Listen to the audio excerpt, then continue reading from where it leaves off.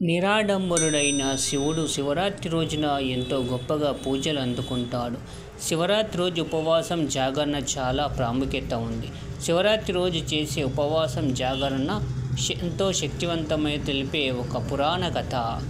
దాని గురించి తెలుసుకుందాం. గుణానిధుడు అనే బ్రాహ్మణుడు ఉండేవాడు. ఇతడు పుట్టడానికి బ్రాహ్మణ కుటుంబంలో పుట్టిన ఇతనికి ఏ ఆచారాలు పాటించక చాలా నిర్లక్ష్యంగా ఉండేవాడు.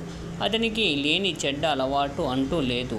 ఇంత చెడ్డ అలవాట్లు కలిగిన గుణానిధి ఒక శివరాత్రి రోజు తన ప్రమేయం లేకుండానే తనకు ఎక్కడ ఆహారం దొరకక ఆ రోజంతా ఏమి తినకుండా ఉంటాడు. అతను అలా తినకపోయేసరికి అదే శివరాత్రి ఉపవాసం అయింది.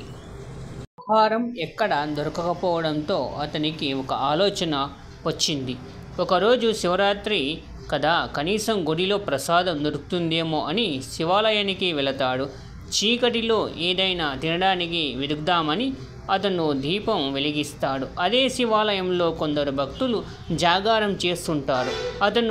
అతన్ని వాళ్ళంతా గమనిస్తారు. వాళ్ళు చూసి భయపడి పోతారు. అక్కడే అతను బిక్కుబిక్కుమని దక్కుని నిద్ర లేకుండా గడుపుతాడు. అక్కడి నుండి పారిపోవాలని ప్రయత్నించి ఊహించని విధంగా శివాలయంలోనే ప్రాణాలు పోగొట్టుకుంటాడు. అతని ప్రమేయం లేకుండానే ఉపవాసం జాగరణ ఉండటమే కాకుండా శివాలయంలోనే ప్రాణాలు పోగొట్టుకోవడంతో అతని పాపాలన్నీ నశించి శివ సాయుజ్యం పొందుతాడు. ఆనాడు శివాలయంలో మరణించిన గుణానిధి మరుసటి జన్మలో నిధులకు అధిపతి అయిన కుబేరునిగా జన్మనిస్తాడు.